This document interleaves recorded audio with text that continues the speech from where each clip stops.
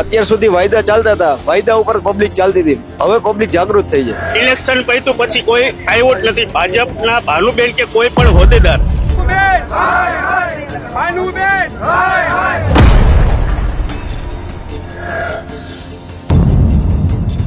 ભાજપના કોઈ પણ હોદ્દેદારોને હવે ભવિષ્યમાં પ્રવેશ કરવો નહીં. નમસ્કાર, હું છું ભૂમિ જાની, આપ જોઈ રહ્યા છો સત્યાર્થ મંથન. રાજકોટથી નજીક આવેલા ત્રંબા ગામની અંદર અત્યારે સત્યાર્થ મંથનની ટીમ પહોંચી છે. અહીંયા સૌથી પહેલા એક દ્રશ્યો તમને બતાડવા છે કે જ્યાં ભાજપના નેતાઓને આ ગામની અંદર પ્રવેશવા માટે મનાઈ ફરમાવી દેવામાં આવી છે. આ પ્રકારના બેનર્સ એ ત્રંબા ગામની અંદર લગાડી દેવામાં આવ્યા છે. તમે જુઓ, અત્યારે અહીં લખવામાં આવ્યું છે ભાજપના હોદ્દેદારોને ગામમાં પ્રવેશ કરવાની સખત મનાઈ છે. આ સાથે જ સૌથી મોટી વાત એ પણ છે કે અહીંના રાજકોટ ગ્રામ્યના ધારાસભ્ય અને રાજ્ય સરકારના કેબિનેટ મંત્રી ભાનુબેન બાબરિયા જે અહીંથી ચૂંટાઈને ગયા છે, પરંતુ ચૂંટાઈ ગયા પછી ક્યારેય પણ ફરીથી આ ગામમાં આવ્યા નથી.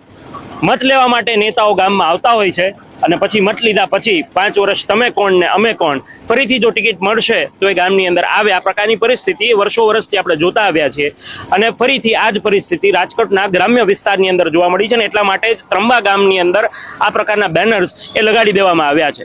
અહીંયા એ પણ લખવામાં આવ્યું છે કે ભાનુબેન બાબરિયા ગુમ થયેલા છે અને શા માટે આ બેનર્સ લગાડ્યા છે, એની પાછળના કારણો શું છે, કેમ લોકો આ પ્રકારે કહેવાય કે તેમનાથી નારાજ છે, એ બધી વાત જાણવી છે ગામના લોકો પાસેથી. અને તમે જુઓ, આ ગામના લોકો અહીંયા છે, તેમની સાથે જ વાત કરવી છે અને જાણવું છે કે ખરા અર્થમાં શા માટે આ પ્રકારના બેનર્સ છે તે લગાડવામાં આવ્યા છે. શું નામ છે આપનું? નિશિત કુંડ, તાલુકા પંચાયત સદસ્ય, રાજકોટ. નિશિતભાઈ, આ બેનર લગાડવામાં આવ્યા છે આજે ત્રંબાની અંદર, હકીકતમાં મુદ્દો શું છે? હકીકતમાં મુદ્દો એવું છે કસ્તુરબા ધામ ત્રંબા કે જે રાજકોટ તાલુકાનું એક ગામ છે. અહીંયા ત્રિવેણી સંગમ કરીને એક પૌરાણિક સ્થળ આવેલું છે કે જ્યાં શ્રાવણ માસ દરમિયાન હજારો લોકો સ્નાન અને દર્શન માટે આવતા હોય છે. એવું પણ કહેવામાં આવેલું છે કે અહીંયા જે પીપળાનું વાવેતર કર્યું છે એ પાંડવો દ્વારા કરેલું છે અને જે પિતૃના મોક્ષ માટેના કાર્યો અહીંયા થાય છે.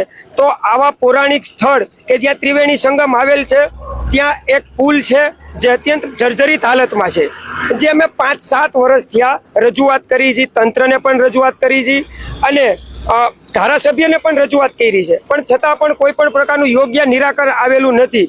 તેથી કરીને કે જે મંદિરે આવતા આજુબાજુના 4-5 ગામના સ્વયંસેવકો તથા આજુબાજુના ગામ દ્વારા એવું નક્કી કરવામાં આવેલું છે કે ભાજપના કોઈ પણ હોદ્દેદારોને હવે ભવિષ્યમાં પ્રવેશ કરવો નહીં. અમારા ધારાસભ્ય તથા કેબિનેટ મંત્રી શ્રી ભાનુબેન બાબરિયા કે જે 2022 પછી એક પણ વાર ત્રંબાની મુલાકાત લીધી નથી, બરોબર. તો હવે અમે અત્યારે આખા ગામે નક્કી કર્યું છે કે ધારાસભ્ય ગુમ છે એવા પોસ્ટર લગાવ્યા છે, બધા ગામની સાથે રહીને લગાવેલા છે. તો અને જ્યારે પણ કોઈ પણ આ ભાવનગર હાઈવે તમે જોઈ શકો છો, આ બાબતે અમે કેટલા હેરાન થાય છીએ, ત્યારે પણ ભાનુબેને એક પણ વાર રજૂઆત કરી નથી. તો 30-30 વર્ષથી આ લોકો મત આપે છે અને જો હવે રજૂઆત કરવી પડે તો એ એક અસરાનીય કહેવાય, બરોબર. કે આના માટે જો યોગ્ય પગલાં લેવામાં નહીં આવે તો ઉગ્ર આંદોલન પણ હવે થશે. મને એ વાત સમજવી છે કે જો 30-30 વર્ષથી એક જ ધારાસભ્ય ચૂંટાતા હોય અને આ ગ્રામ્ય વિસ્તારના લોકો તેમને ચૂંટીને મોકલતા હોય તો વારંવાર એકને એક વ્યક્તિ અને સત્તા પક્ષને શા માટે લોકો મત આપે છે? જો આ પરિસ્થિતિ હોય તો અત્યારે ગામડો તો ભાજપ વિરોધી જ છે. જ્યારે પણ એમાં થાય છે એવું કે જ્યારે ચૂંટણી આવે એટલે આ લોકો આવે અને રાજકોટથી કોઈ જ્ઞાતિ જાતિના આગેવાનોને લઈને આવીને ખેડૂને ભોળાવી જાય, કોઈ પણ પ્રકારની નાની મોટી લોભ લાલચ આપીને મત લઈ જતા હોય છે. પણ હવે એવું શક્ય નહીં થાય. આવનારા દિવસોમાં પબ્લિક હવે જાગૃત થઈ ગયું છે. હવે કામ નહીં હોય તો એક પણ પ્રકારનો વોટ નહીં આપશે.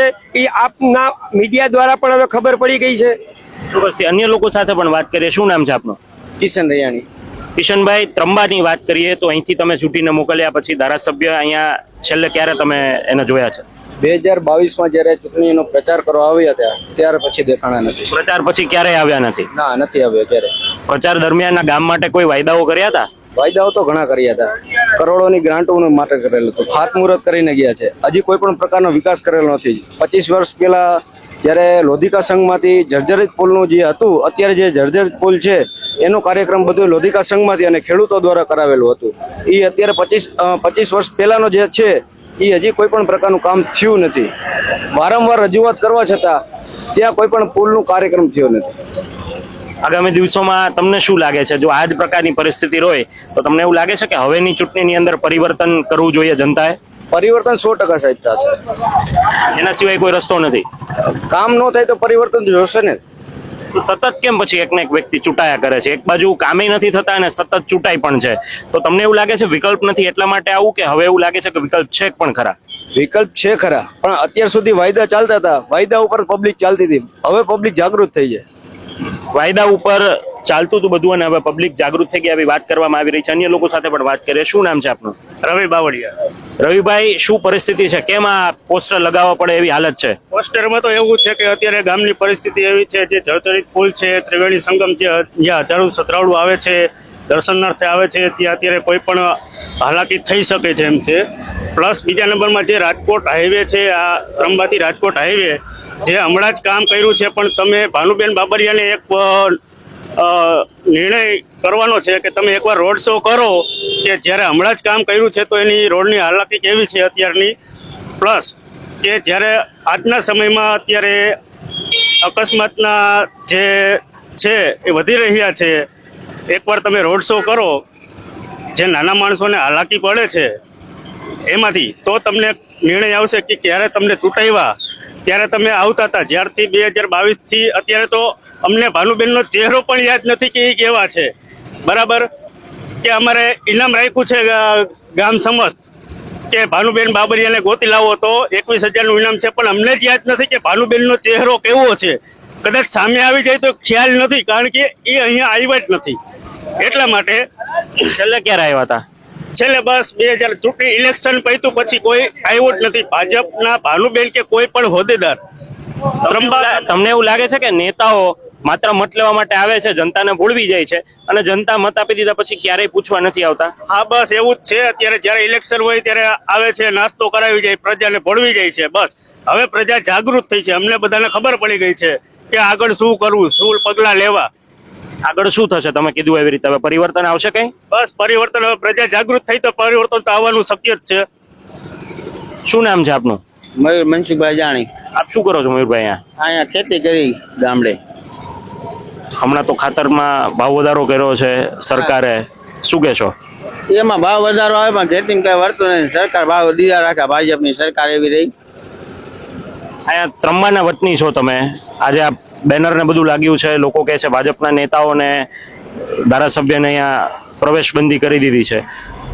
એ જ મત કોઈ ત્યારે આવે ને હવે કઈ દેવા નથી એને મત કોઈની, કારણ કે હવે દેવાનું કા કોંગ્રેસ ને કા જીપી ઓલા ભાઈ ને એપીપી ને. એના સિવાય બીજો કોઈ ભાજપનો વિકલ્પ નથી હવે? ના ના, કોઈ નથી. તો આટલા વર્ષ થયા ચૂંટાઈ છે, એનું કારણ શું તમને શું લાગે છે? કઈ ખોટું થતું ને કઈક પબ્લિક એની બાજુ હોય, બીજું શું હોય એમાં? તો હવે એ ભાજપમાં લોકો મત નહીં આપે એવું માનો છો તમે? હવે નહીં આપે મત. 27માં પરિવર્તન થશે એમ? હા, 27માં પરિવર્તન થાય છે. 27માં પરિવર્તન થશે એવી વાત કરવામાં આવી રહી છે. યુવાન પણ છે મારી સાથે. શું નામ છે આપનું? હાર્દિકભાઈ, શું કહેશો આપ? યુવાન છો અહીંયા અને ગામમાં જ રહો છો આપ, કેવી પરિસ્થિતિ છે ને શા માટે આ બેનર મારવાની જરૂર પડી? બેનર મારવાની તો એ જરૂર પડી છે કે ભાજપના લોકો અહીંયા આવી જાય છે, મોટા મોટા અધિકારીઓ. ભૂપતભાઈ બોદર અહીંયાથી ચૂંટાઈ ગયા છે, ભાનુબેન બાબરિયા અહીંયાથી ચૂંટાઈ ગયા છે, પણ કોઈ લોકો અહીંયા દેખાતા નથી. વાયદા કરીને નીકળી જાય છે, ચૂંટાઈને અહીંથી નીકળી ગયા છે, પણ કોઈ અહીંથી દેખાતા નથી. બસ ભાજપના નામે વન સાઇડેડ હાલ્યું જાય છે, વિકાસના નામે કઈ થતું નથી અહીંયા કઈ. સરકાર તો એવું કહે છે કે 30 વર્ષનું ગુજરાત મોડેલ છે, અમે લોકોએ જે શાસન કર્યું એવું શાસન કોઈ કરી શકે એમ નથી અને વિકાસના બણગા ફૂકે છે. તો એ વાત સાચી છે કે ખોટી છે? નહીં તો હવે પરિવર્તન જોશો, આગામી દિવસોમાં જોશો હવે કઈક નવું જોશે એવી વાત કરવામાં આવી રહી છે. વાસ્તવિકતા એ છે કે ત્રંબાની અંદર જે પરિસ્થિતિ છે, લોકો જે પ્રકારે ત્રાહિમામ થઈ ચૂક્યા છે, વારંવાર ધારાસભ્યને રજૂઆત કરવા છતાં, ભાજપના નેતાઓને રજૂઆત કરવા છતાં પણ એક ત્રિવેણી સંગમ પાસે જે પુલ જર્જરિત હાલતમાં છે એ પુલનું કામ પણ નથી થતું અને ગામની અંદર જે અલગ અલગ સમસ્યાઓ છે તેને લઈને આજે લોકોએ વિરોધ કર્યો અને લોકો દ્વારા એવો આક્ષેપ કરવામાં આવી રહ્યો છે કે હવે જો ભારતીય જનતા પાર્ટીના નેતાઓ ત્યાં ગામની અંદર આવશે અમે તેમને પ્રવેશવા નહીં દઈએ અને આ પ્રકારના બેનર્સ છે તે લગાડી દેવામાં આવ્યા છે. ફરીથી એ બેનર તમને બતાડવા માંગુ છું. આ ત્રંબાનું બસ સ્ટેન્ડ છે અને ત્રંબા ગામની અંદર તમે એન્ટર થાવ ત્યારે આ પ્રકારના 2 પોસ્ટર લાગેલા તમને જોવા મળે છે. એક તો ભાજપના હોદ્દેદારોને ગામમાં પ્રવેશ કરવાની સખ્ત મનાઈ છે અને ઉપર કેબિનેટ મંત્રી ભાનુબેન બાબરિયા કે જે અહીંથી ધારાસભ્ય ચૂંટાઈને ગયા છે એ ભાનુબેન ગુમ થયેલા છે અને તેમના પર એક ઇનામ પણ જાહેર કરવામાં આવ્યું છે. આ પ્રકારની વાત છે તે અત્યારે કરવામાં આવી છે. મુદ્દો એટલો જ છે કે જ્યારે જનતા જાગે છે અને જનતા જ્યારે વિરોધ કરે છે, માંગ કરે છે, ત્યારે નેતાઓને કામ કરવું પડે છે અને જો નેતાઓ કામ નહીં કરે તો હવે આવનારા ઇલેક્શનની અંદર ચોક્કસપણે તેમને આ જનતા જવાબ આપશે. આવો અત્યારથી હુંકાર એ ગુજરાતના ગામડાઓની અંદર, રાજકોટ જિલ્લાના ગામડાઓની અંદર શરૂ થઈ ચૂક્યો છે અને આ જુવાળ એ 2027માં શું થશે તેની એક ઝલક ચોક્કસથી બતાવી રહ્યો છે. અમે તમને પળે અપડેટ પહોંચાડતા રહીશું. આપ જોડાયેલા રહો સત્યાત મંથન સાથે. અત્યારે બસ આટલું જ, અને આપશો રજા. નમસ્કાર.